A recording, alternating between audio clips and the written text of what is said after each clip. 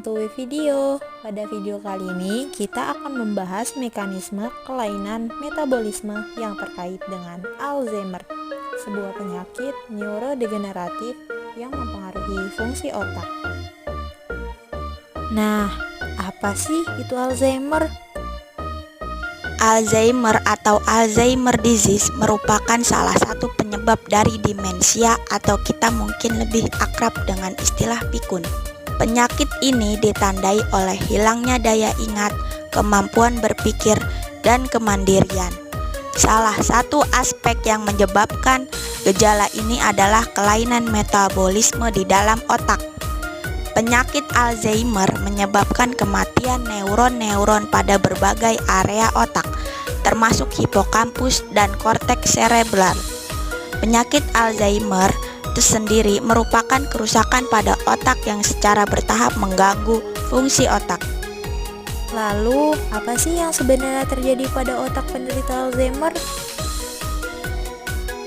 Alzheimer muncul karena adanya penumpukan protein amiloid yang menimbulkan plak di otak. Plak tersebut mengganggu sistem penyampaian sinyal antar sel saraf hingga lama-kelamaan bakal merusak sel saraf yang ada di otak. Kemunculan plak amiloid ini bermula dari bagian otak yang berfungsi untuk menyimpan ingatan, yaitu hipokampus.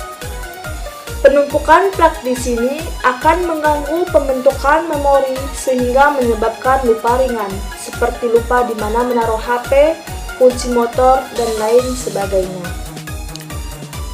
Selanjutnya, plak itu terus menyebar ke seluruh bagian otak.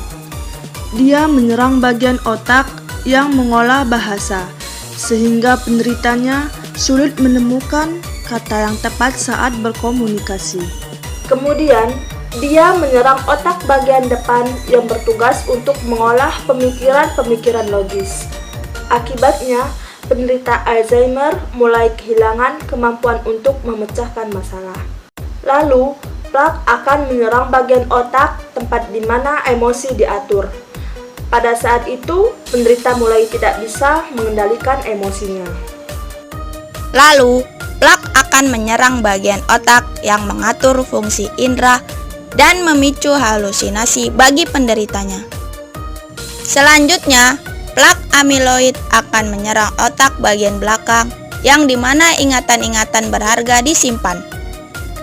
Jika sudah sampai tahap ini, penderita bisa lupa dengan memori berharganya, kayak keluarga, sahabat, teman, atau bahkan namanya sendiri. Setelah itu, Alzheimer juga akan menyerang otak kecil yang bertugas mengatur keseimbangan dan koordinasi tubuh sampai akhirnya penyakit ini akan menyerang bagian otak yang mengatur pernapasan dan jantung, sehingga menyebabkan kesulitan bernafas. Lalu, bagaimana sih mekanisme terjadinya penyakit Alzheimer ini? Penyakit Alzheimer terjadi karena kerusakan pada otak yang menyebabkan gangguan mental yang disebut dementia.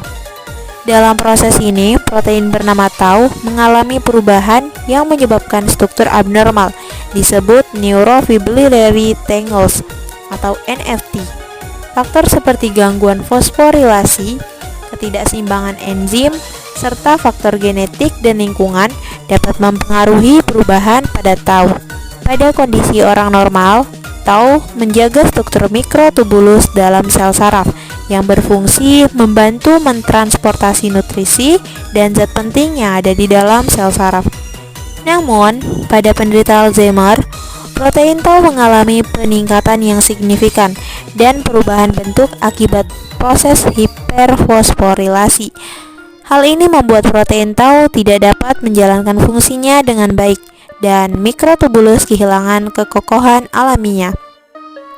Ketika mikrotubulus rusak, protein yang tadinya normal berubah menjadi agregat yang tidak teratur, membentuk struktur yang disebut neurofibrillary tangles. Kekusutan ini menyebar ke seluruh sel saraf, mengganggu fungsi normal, dan menyebabkan kerusakan pada otak. Di sisi lain terbentuk pula yang namanya plak amiloid. Plak amiloid terbentuk dari potongan protein yang disebut agregat beta amiloid. Beta amiloid diproduksi ketika protein yang jauh lebih besar yang disebut sebagai protein prekursor amiloid atau APP dipecah. APP terdiri dari 771 asam amino dan dibelah dua oleh enzim untuk menghasilkan beta amiloid. APP pertama-tama dipotong oleh enzim beta sekretase, kemudian disusul oleh gamma sekretase, hingga menghasilkan potongan beta amiloid yang mungkin terdiri dari 38, 40, atau 42 asam amino. Beta amiloid yang terdiri dari 42 asam amino secara kimiawi lebih lengket dibandingkan dengan panjang lainnya, dan oleh karena itu lebih cenderung membentuk plak. Dengan memahami mekanisme kelainan metabolisme Alzheimer, kita dapat mengidentifikasi target potensial untuk pengembangan pengobatan dan intervensi. Namun, sayangnya hingga sampai saat ini belum ada obat yang bisa menyembuhkan Alzheimer. Tetapi kita bisa mencegahnya sejak dini dengan membiasakan pola hidup sehat seperti rutin berolahraga, mengkonsumsi makanan bergizi, tidak merokok, dan minum minuman beralkohol, serta lebih memperbanyak lagi aktivitas-aktivitas yang dapat mengasah otak. Mungkin sekian yang dapat kami sampaikan.